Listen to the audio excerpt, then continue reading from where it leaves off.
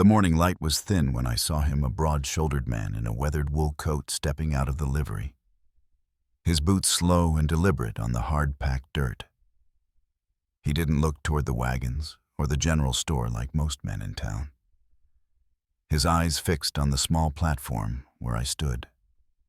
My hands folded tight, the smell of tobacco in the shawl around my shoulders.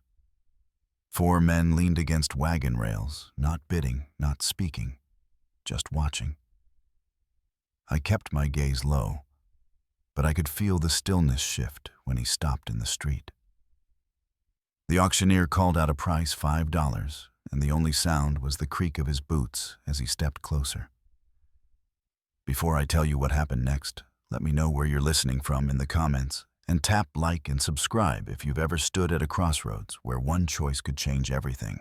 I was born on the far edge of Cotton Ridge, where the hills break into open country, and the wind carries the smell of mesquite after a hard rain. My father passed when I was 9, leaving my mother and me with a small patch of land, a milk cow, and 2 worn plows. We worked from first light to dark, keeping the Sabbath and sharing what little we had with neighbors who needed it. When my mother remarried, I thought it might mean steadier times. Instead, the Dugan place was colder than a January morning. Work was constant and kindness scarce. I learned to mend fences in a windstorm, haul water in summer heat, and keep my mouth shut when the men were drinking. In those years, I came to understand the difference between having little and having nothing. Back home with my father, we stretched $1 saved nails in coffee tins and traded eggs for flour at the store. In the Dugan household, there was money enough for fresh paint on the barn and new boots for Roy, but not for the girl who cleaned their floors. They held their heads high in town, but behind closed doors, my meals were scraps my bed, a pile of blankets in the loft above the stable. Cotton Ridge itself was a different world. The railroad had brought merchants and land agents with pockets full of coin, eager to turn pasture into parcels. Men in town wore starched shirts and talked about cattle prices like they were numbers on a ledger, not the difference between eating and going hungry. I kept to the edges when I had to go in carrying lists May had written in her sharp, slanted hand. She never thanked me for the miles walked or the weight carried home. The morning I was led onto that platform, the air felt heavy, though the sky was clear. Roy's voice carried across the street, boasting about my strength as if I were a mule up for trade. The men watching didn't offer a word, not even when the price stayed low. My hands were steady, but inside I felt the same hollow I'd carried for years. The knowing that in their eyes, I wasn't a person worth keeping. The man in the wool coat stopped just beyond the platform. I could see the gray at his temples beneath the brim of his hat. He didn't speak right away, and when he did, his voice was even almost quiet. Whatever happened next would not be something I could undo. Thorne didn't lay a hand on me when he stepped away from the platform, just motioned toward the horse standing tied along the hitch rail. His stride was unhurried, boots steady on the packed dirt, as if he had all the time in the world. I followed because there wasn't anything else to do, my legs moving stiffly, the thin shawl slipping from one shoulder in the wind. No one called out or stopped us. The few men by the wagons had already turned their eyes elsewhere. The gelding stood calm as Thorne untied the reins, its breath steaming in the cool morning air. He swung up into the saddle, then waited until I set my foot in the stirrup and pulled myself up to sit behind him. I settled side saddle, one hand gripping the worn edge of his pack so I wouldn't slip. Without a word, he guided the horse down the main street past the blacksmith shop and the shuttered windows of the mercantile. Cotton Ridge was quiet at that hour, only a couple of wagons rattling in the distance and the faint ring of a hammer somewhere down by the livery. The road west narrowed quickly, wheel ruts dried hard in the soil, the grass along the edges whispering against the breeze. We rode in silence for some time, the only sounds the creak of saddle leather and the steady forebeat of the gelding's hooves. Hills rose on the horizon, marked with scattered black oaks and the dark line of a windbreak. I didn't ask where we were going. He didn't ask where I was from. The open land between us and town seemed to grow wider with each mile. After nearly 2 hours, the ranch came into view, a modest house of rough-cut timber with a broad porch across the front. A windmill turned slowly behind the barn, its rust-colored siding weathered but solid. Fenced pasture stretched off to one side, where 2 horses grazed, lifting their heads as we rode in. Thorne brought the gelding to a halt in the yard and stepped down the boards of the porch, creaking faintly under his boots. He reached up to steady me as I dismounted. His grip was firm, but not forceful, warm against the chill in my fingers.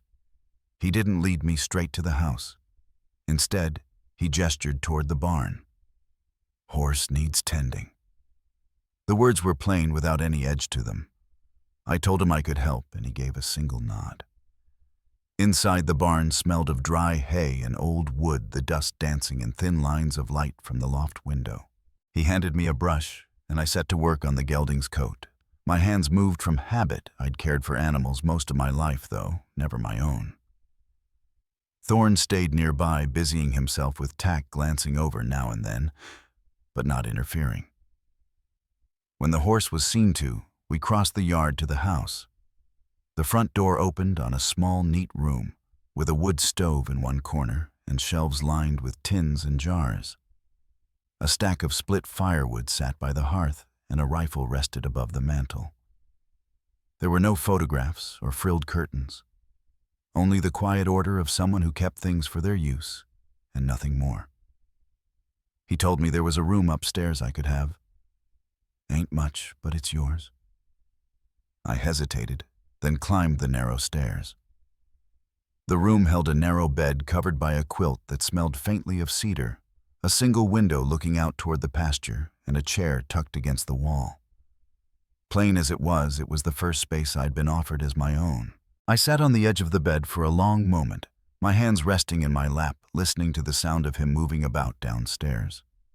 No sharp voices. No orders barked from the other room, just the easy creak of the floorboards and the low hiss of the stove. That first night I lay awake under the quilt, the events of the day replaying in my mind, the platform, the small pouch of coins, the way he had said, "She's coming with me." I waited for some sign that there was more to it, some demand that would come due. But nothing did.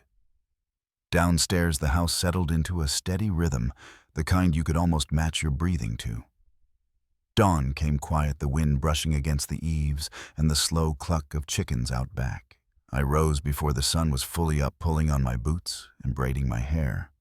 When I stepped into the kitchen, Thorne was at the stove pouring boiling water over coffee grounds in an old tin pot. "There's bread and apples," he said without looking up. I nodded and sat eating in silence. After a while, he asked, "You sleep all right?" His tone was matter-of-fact, not probing. "Better than I'm used to," I answered, and he left it there. We spent the morning working outside. He showed me where the chicken feed was kept and how he liked the fences checked. It was work I knew, simple, steady, the kind that keeps your hands busy and your mind from wandering too far. He never raised his voice when something took longer than it should. If a board needed another nail, he just handed me one. By midday, my cheeks were warm from the wind and my palms rough from the tools. Back at the barn, he leaned against a feed barrel, lighting a cigarette. "You worked like this before?" he asked. "Since I was a kid," I told him. He didn't ask what kind of folks would put a child to labor like that, though his eyes said he understood. After a moment, he added, "You don't owe me for none of it. Not the ride, not the food, not the bed." I straightened, meeting his gaze. "Why'd you take me?" He took a slow drag before answering. "Didn't sit right, them auctioning you like that. Didn't plan on talking anybody home. Just couldn't ride past it. That evening I found leftover stew in the pantry and set it to warm on the stove. I didn't ask permission. He didn't stop me. We ate without hurry, the silence between us no longer sharp. From where I sat, I noticed a small frame high on the mantel. I stood and lifted it down, brushing away dust from the cracked glass. Inside was a pencil sketch of a young woman and a boy who looked no older than 5. Thorn spoke without looking up. "My wife Annie and our boy Jacob." I set the frame back gently and returned to my seat. Later, in the quiet of my room, my arms ached from the day's work, but it was a good kind of tired. No one had grabbed my arm or sent me back to redo a chore. Downstairs, I could hear Thorn moving about, the sound of a chair scraping against the floor, the faint clink of a cup against the table. It was the kind of end to a day I hadn't known in years. By the end of the week, something in me began to ease. I no longer stiffened when he stepped into a room. I caught myself humming under my breath while sweeping the porch. My boots stayed by the door at night instead of in my arms. Thorn noticed, but didn't mention it. One morning, while I was drawing water from the well, he handed me a parcel wrapped in brown paper. "Open it," he said. Inside was a light blue cotton dress, plain new and mine. I ran my fingers over the fabric, not trusting my voice. He only nodded and went back to his chores. That evening, I wore it to supper. He glanced up when I walked in, gave a single approving nod, and returned to his plate. The meal passed in the same easy quiet. Afterward, I stepped onto the porch. The wind had settled and the sky was bright with stars. Behind me, the door creaked and Thorn stepped out with a cigarette. "You ever plan to go back?" he asked. "To the Dugans," I said. "Anywhere." I shook my head. "Ain't got anywhere." He nodded. "All right then." We stood there a moment longer, the boards of the porch cool under my feet, the night stretching out around us. Whatever this was, it wasn't something I feared anymore. 3 weeks had passed since Thorn brought me out from Cotton Ridge. No deal had been spoken between us, no promises, yet the days began to fall into their own pattern. At first light, he was already outside tending to the animals or working a fence line. I kept the stove warm, drew water, and patched the small tears in our work clothes before they grew. Some days we passed each other in silence, saying little beyond what was needed. It didn't feel like distance. It felt like space, the kind that lets you breathe without waiting for the next demand. Even so, I still caught myself glancing toward the road when a rider appeared on the horizon, my jaw tightening until the figure turned away. At night, a sudden creak from the barn could set my hands still for minutes. I hadn't spoken the Dugan's name since leaving, but the weight of it still clung in the quiet moments. Thorn noticed without asking. When I boiled the kettle too long or dropped a tool, he didn't scold, just picked up where I'd left off and kept working. One cold afternoon, he came back from town with a small book tucked under his coat. He didn't hand it to me right away, waiting until I was in the yard, hanging laundry, the wind tugging the damp sleeves on the line. "Here," he said, offering it without explanation. I turned it over in my hands. Wuthering Heights. The leather was worn, the pages soft at the corners. "I ain't read much," I said. "Figured you might want to try," he replied. I didn't open it then, just kept it close until evening. The weather turned colder, frost whitening the porch boards by morning. We worked earlier, chopping wood before the sun climbed high enough to soften the ground. In the evenings, the wind pushed against the windows hard enough to make them rattle, but inside stayed warm. I began setting 2 mugs on the table before he sat down, and he filled them both without a word. One night, while the fire burned low, Thorn asked, "You ever think about leaving?" I folded the hem of my dress, where I sat watching the flames. "I thought about it plenty, but not lately." His gaze stayed on the fire. "You ain't bound here. Just want you to stay 'cause you want to, not 'cause you're cornered." I met his eyes. "This place don't feel like a trap. That's a first." He gave a slow nod and nothing more needed saying. The days kept their pace, and still there were parts of each other we hadn't touched on. One evening, with the wind sharp against the walls, I asked about his wife. He didn't turn from the fire when he spoke. "Her name was Annie. Our boy was Jacob." He was 5. Took sick in the spring, didn't make it to summer. My fingers tightened around the mug in my lap. "I'm sorry," I said. "So am I," he answered. The silence that followed was steady, not strained. As I rose to head upstairs, I paused. "If you ever want to talk more, I can just sit quiet and listen." He gave a small nod. "That'll be all right." The first snow came early, settling over the hills in a thin white layer. It wasn't heavy, but it changed the look of the land. The air smelled sharper, and the boards of the porch turned slick underfoot in the mornings. I stood at the window one dawn, watching the flakes drift past, realizing I'd never stayed long enough anywhere to watch the season turn. Behind me, Thorn was fixing the stovepipe sleeves rolled to the elbow, his hands black with ash. "You ever get tired of the quiet?" I asked. "No," he said. I nodded. "Me neither." Through the cold, we kept at our work. I patched the heavier coats and brought the smaller animals in before dark. He reinforced the barn roof and checked the fences after each windstorm. We spoke of small things, a broken hinge, the tracks of a fox near the henhouse, the frost line creeping up the glass. One night, I asked without looking up from the fire, "Did anyone in town ask about me?" He was carving thin shavings from a block of kindling. No one said a word. I almost felt disappointed. "I figured they wouldn't," I murmured. He studied me for a second. "You want someone to come looking?" "No," I said quickly. "Sometimes it's worse knowing they don't care."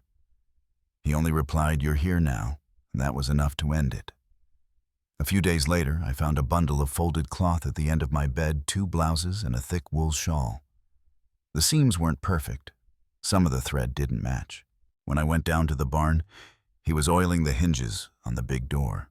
"Thank you," I said. He kept working. "Winter's rough out here. Figured you'd need it."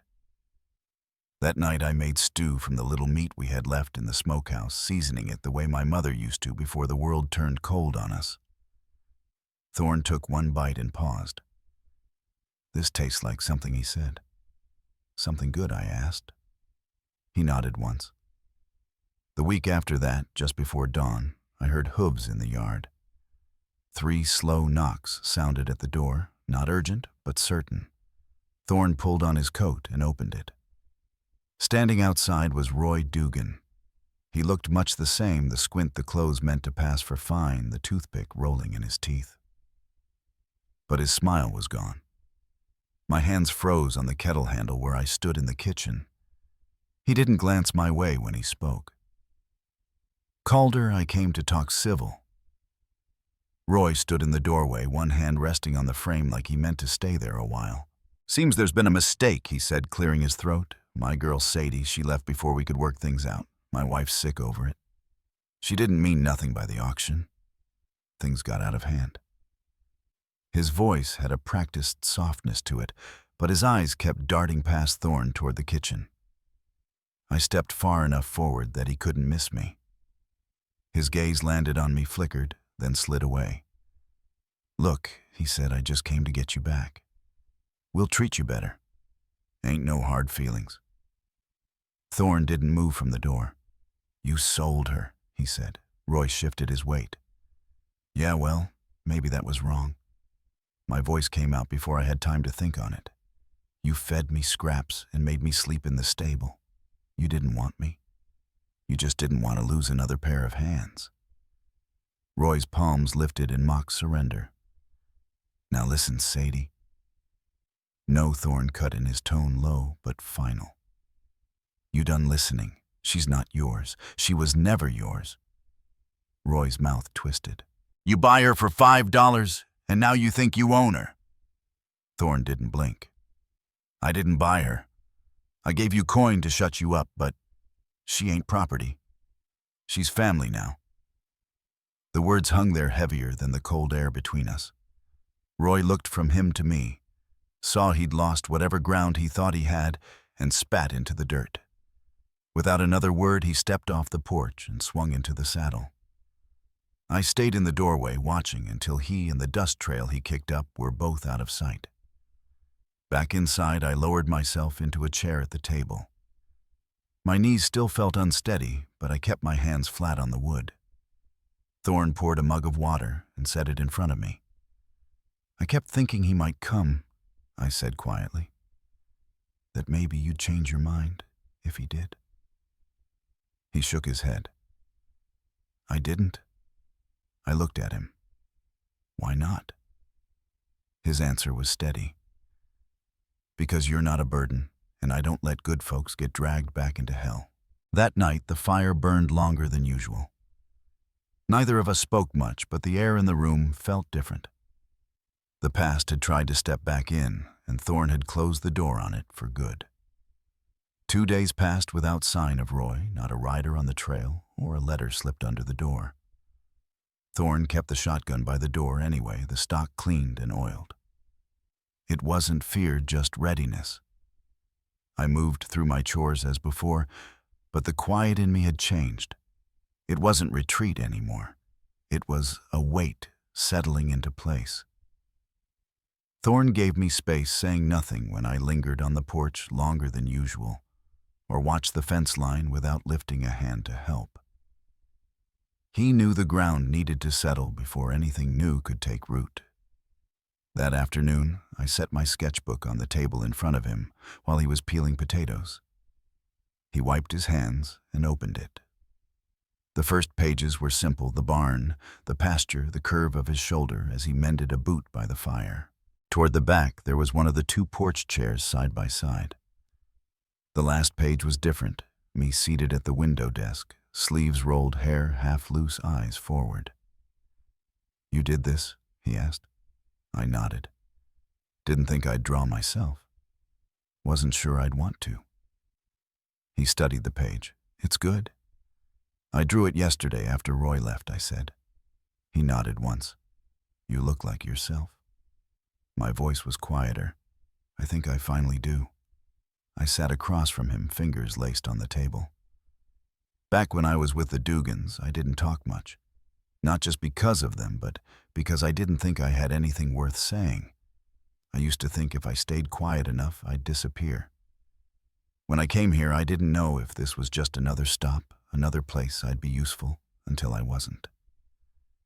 But you never asked for anything. You just let me be. Thorn's gaze stayed on me. "You're not a guest here anymore, Sadie." I swallowed. "I don't want to be." The silence after wasn't heavy. It was warm, like a frost breaking under the morning sun. The next morning I was up before him. I started the fire, set the coffee to brew, and fried eggs in the pan. When he came down, I slid a plate to his place at the table. "I'm staying," I said without looking up. "You already knew, but I wanted to say it." He pulled out his chair. "All right." Later that day, he came down from the attic carrying a folded piece of linen. The threads were pale from time, the faint embroidery along the edge worn, but still holding. He placed it in my hands. "What's this?" I asked. "My wife's. She used to hang it over the window come spring. Figured you might like it." I unfolded it slowly. "You sure she'd have wanted someone decent to have it?" I smiled. "You think I'm decent?" His eyes held mine. "I think you're strong. You've been through more than most folks could handle, and you're still standing. That counts for more than most." That evening we sat on the porch, shawls pulled tight against the cold. The snow lay hard around the yard, and the stars shone clear overhead. We didn't speak, and we didn't need to. In the window behind us, the embroidered cloth hung where I'd placed it, stirring gently when the breeze caught it. By late winter, the days had begun to stretch a little, though the cold still clung to the hills. The snow softened to slush in the afternoons, and water trickled under the fence posts where the ground gave way. The ranch, once buried under white, now carried the smell of damp earth and wood smoke. I moved through the house without hesitation, taking herbs from the patch near the barn, reaching for things without asking. My shoulders stayed straight now, my voice stronger when I spoke, even if it was only a few words at a time. Thorn still rode into Cotton Ridge every couple of weeks for feed or mail. Folks there kept their voices low when he passed, but their glances lingered. I knew the talk anyone could yet. None of it reached our porch. The sheriff didn't ride out, and Roy never showed his face again. One afternoon I stood by the fence watching the horses when Thorn came up beside me, something folded under his arm. Without a word, he held it out. A simple wool shawl, deep green. "Made a trip last week when I picked up supplies," he said. I took it slowly. "Why?" He glanced toward the pasture. "You always look cold." The wind moved through the grass, carrying the faint scent of thawing soil. I looked over at him. "You notice more than you let on." His answer was quiet. "I do." We stood there until the light began to fade, then walked back to the house. That evening I baked bread, not because it was needed, but because I wanted to. The smell filled the kitchen as it cooled on the counter. Thorn set a second place at the table without needing to be asked. Our hands brushed when I passed the butter, neither of us pulling away. As we washed the dishes, I spoke without looking up. "You ever think about wanting more than just quiet?" He dried a plate, set it on the shelf. Like what I hesitated. Like a life, not just getting through the days. He studied me for a moment. "I got a house with a roof that holds food that lasts and peace that doesn't come from a bottle. And now I've got you here. That's a life to me." I swallowed. So this is it. This is home. His eyes met mine. "It is if you want it to be." "I do," I said. That night, I didn't head upstairs right away. I stayed by the fire while he set another log in place.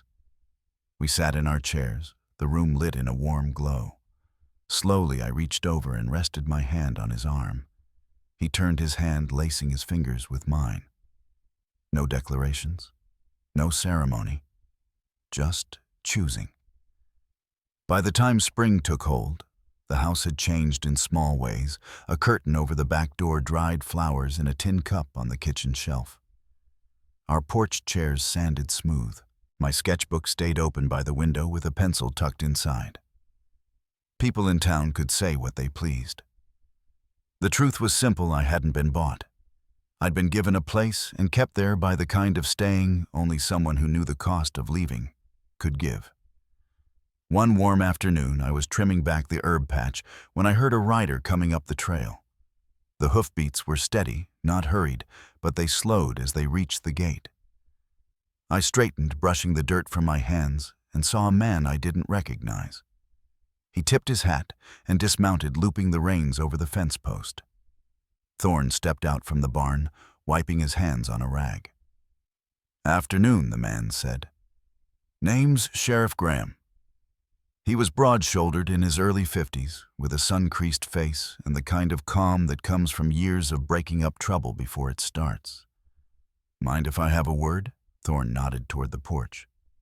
"Go ahead." I stayed by the fence, listening as the sheriff spoke low. He'd been sent word that Roy had stirred talk again in town, muttering about what happened the day Thorn took me from the auction. No charges, no summons, just noise for now. The sheriff said he'd told Roy to leave it be, but he thought we ought to know.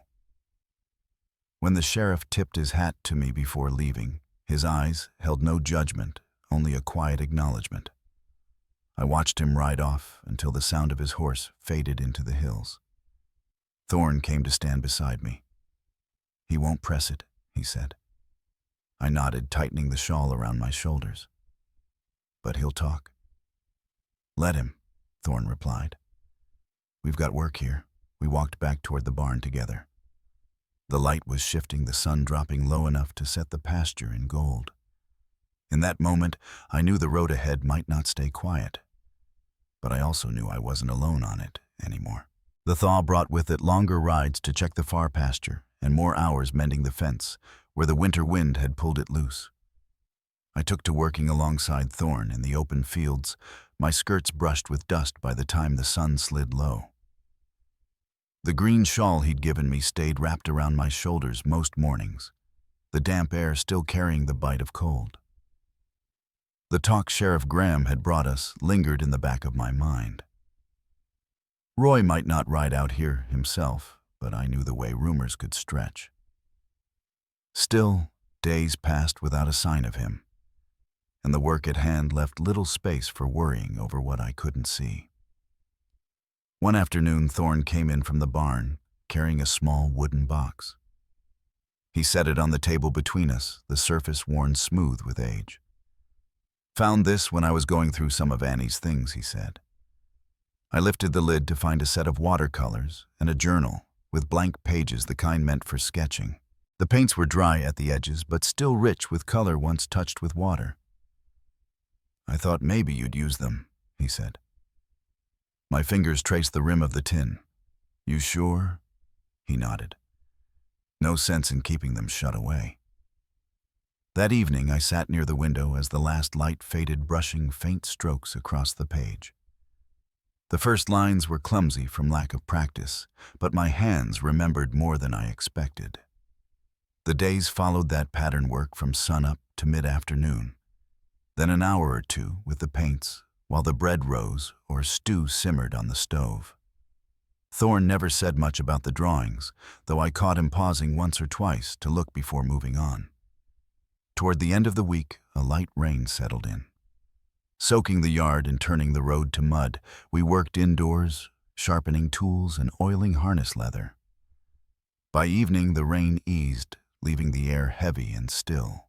I had just banked the fire when a knock came at the door, 2 quick raps, then silence.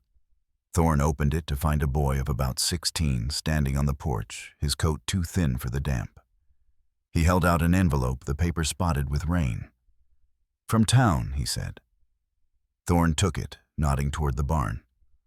"Go see Tom for a blanket before you ride back." The boy gave a quick thanks and disappeared into the yard. The letter bore Sheriff Graham's name across the top in a steady hand. Thorn read it once, then again, before passing it to me. The words were plain. Roy had been in the saloon loud enough for half the room to hear him talking about unfinished business west of Cotton Ridge. Graham wrote that he didn't expect trouble right away, but he wanted us aware. I folded the paper along the same crease it had arrived with.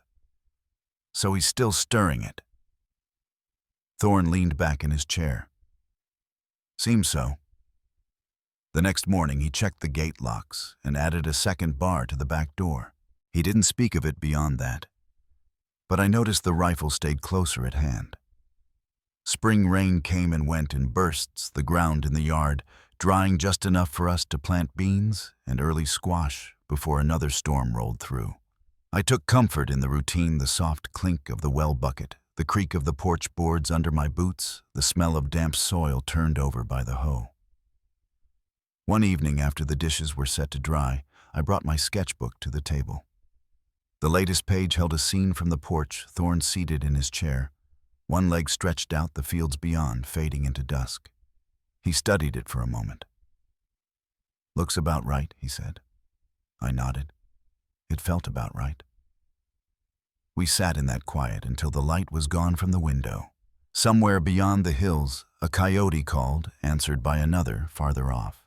The air had that weight to it that comes before a change, though whether in the weather or in fortune, I couldn't say.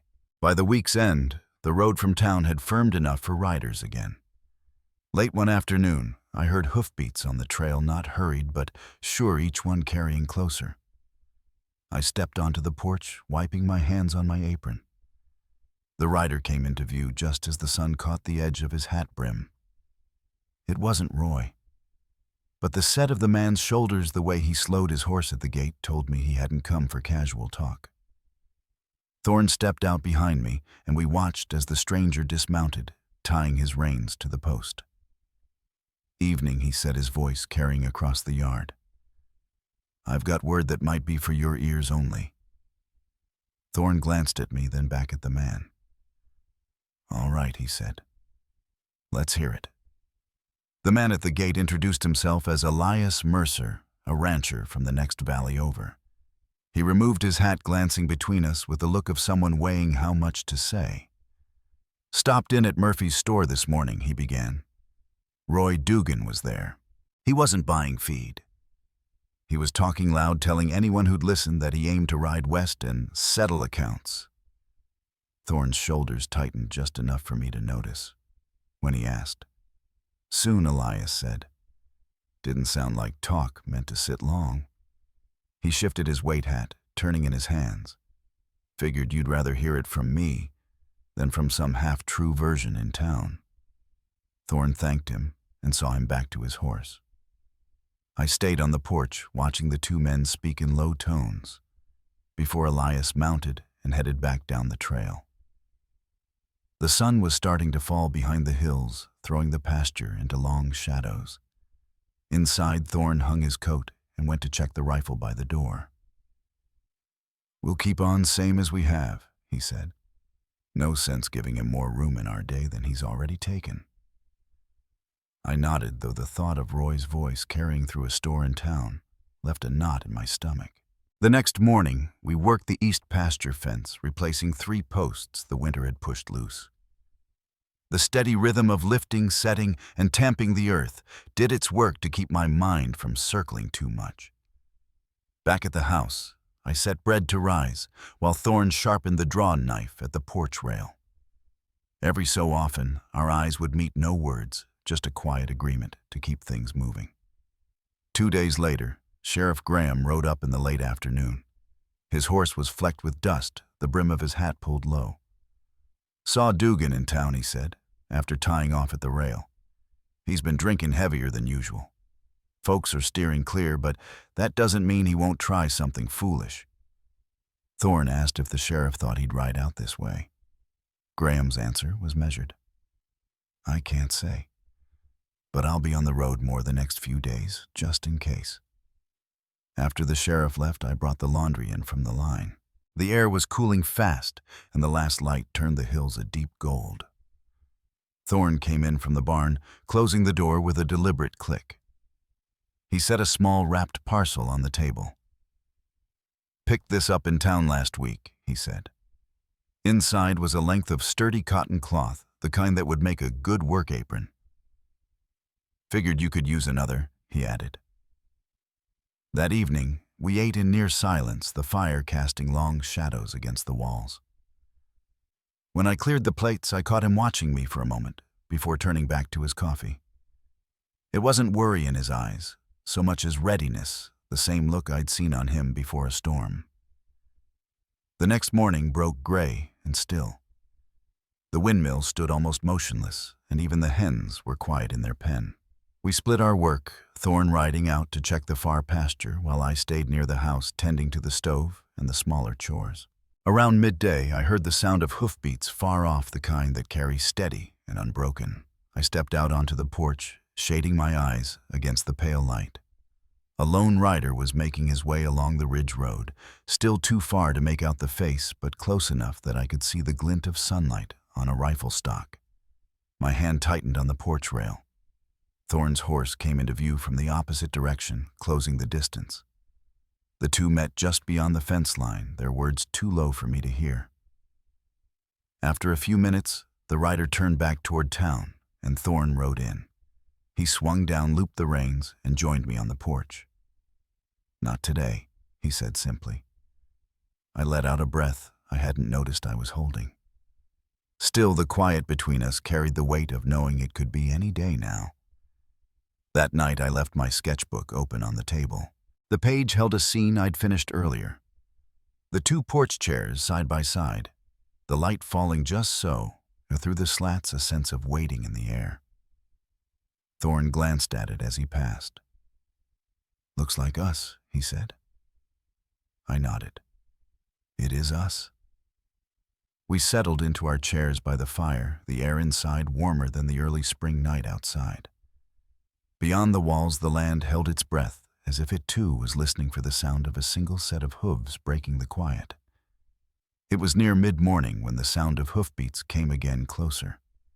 This time, no mistaking their intent. I stepped onto the porch just as Thorne came from the barn, wiping his hands on a rag. Sheriff Graham rode up at a steady pace. His horse lathered and swung down without a word. "Roy Dugan's in town," he said. "Made enough of a scene that Judge Halbert issued a writ. He won't trouble you again." The weight in his voice was final.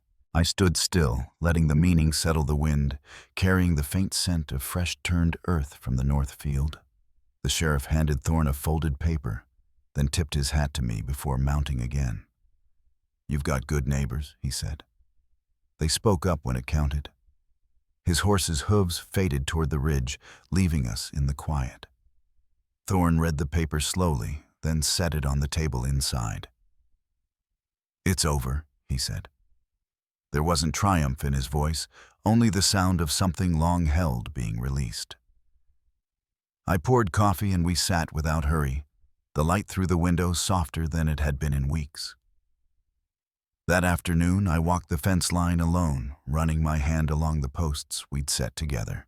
The air felt different open in a way it hadn't since the day Roy's voice first carried from town. From the far end of the pasture, I could see the house small against the hills, smoke rising from its chimney steady and sure. When I came back, Thorne was on the porch with 2 chairs pulled close. He'd set my sketchbook on the rail open to the drawing of those same chairs.